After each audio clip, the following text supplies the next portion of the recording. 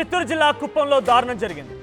భైరప్ప కోటాలో భార్యను అతి కిరాతకంగా నరికి చంపాడో భర్త.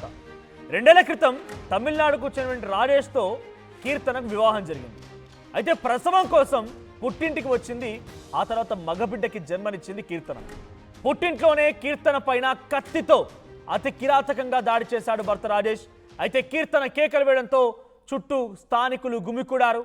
అయితే దీంతో అక్కడి నుంచి పరారైపోయి ఇంటి పైకప్పుకెక్కి ఇంటిపై నుంచి దూకి బలోన్మరణానికి ప్రయత్నించాడు రాజేష్ని పట్టుకొని పోలీసులకు అప్పచెప్పారు స్థానికులు.